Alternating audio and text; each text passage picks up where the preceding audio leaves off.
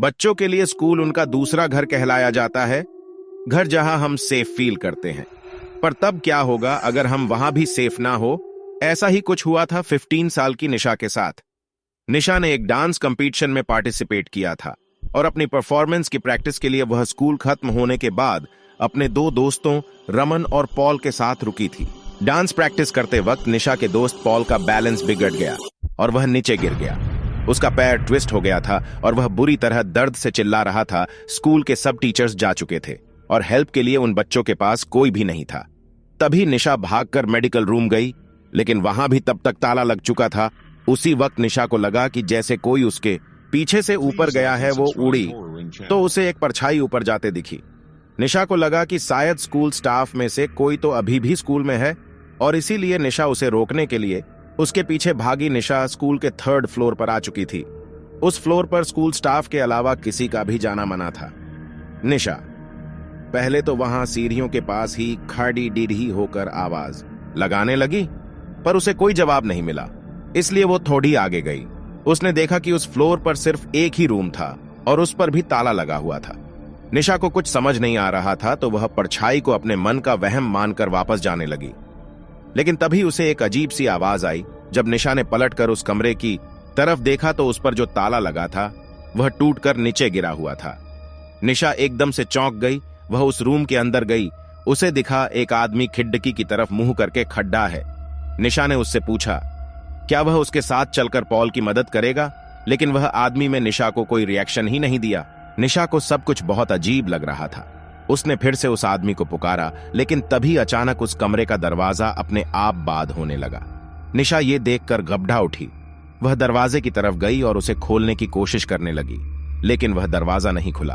तभी निशा को उस आदमी की हंसने की आवाज आने लगी। वह बहुत डरावने तरीके से हंस रहा था और धीरे धीरे उसकी हंसी तेज होती जा रही थी। निशा में पलटकर देखने की हिम्मत ही नहीं हो रही थी और वह डर के मारे जोरों से दरवाजे पर पीटने लगी। तभी निशा को अपनी गर्दन पर हल्की सी हवा का एहसास हुआ। उसने पलटकर देखा तो उसका दिल दहल उठा। वह आदमी जो कुछ देर पहले खिड़की की ओर देख रहा था, वह अब ठीक उसके सामने खड़े था। उसके चेहरे पर एक हल्की सी हंसी थी जो निशा को बहुत डरावनी लग रही थी।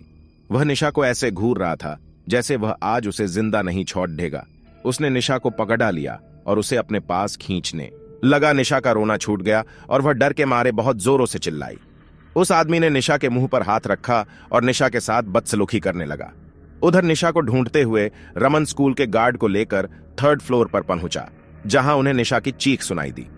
वे जल्दी से उस कमरे में गए और उन्होंने देखा निशा जमीन पर बैठी रो रही है और उसके आसपास कोई नहीं है। उसकी शर्ट ऊपर से थोड़ी फटी हुई थी और उसके चेहरे पर चोट के निशान थे। उसने सबको अपने साथ हुआ सारा किस्सा बताया। निशा के साथ हुए इस हादसे को सुनकर स्कूल गार्ड का चेहरा बिल्कुल पीला पड़ी गया। गार्ड ने निशा और उसके दोस्तों को बताया कि कुछ साल पहले स्कूल में एक सफाई कर्मचारी काम करता था। वह थोड़ा पागल सा था और वह लड़कियों को बहुत ही गंदी नजरों से देखकर हंसता रहता था। एक बार उसने एक लड़की के साथ बदसलूकी भी की थी। उस लड़की ने जब उसकी शिकायत की तो स्कूल की प्रिंसिपल ने उसे हमेशा के लिए उसे स्कूल से निकाल दिया। उसके एक हफ्ते के अंदर उस पागल आदमी ने 3rd फ्लोर वाले स्टोरेज रूम में जाकर खुद को मार डाला। उसकी मौत का काफी दिनों तक किसी को पता ही नहीं चला था। उस आदमी की बॉडी बहुत ही डरावनी हालत में पाई गई थी और तब से उसकी आत्मा उसी कमरे में भटक रही है। इसीलिए स्कूल के 3rd फ्लोर पर किसी का भी जाना बंद है।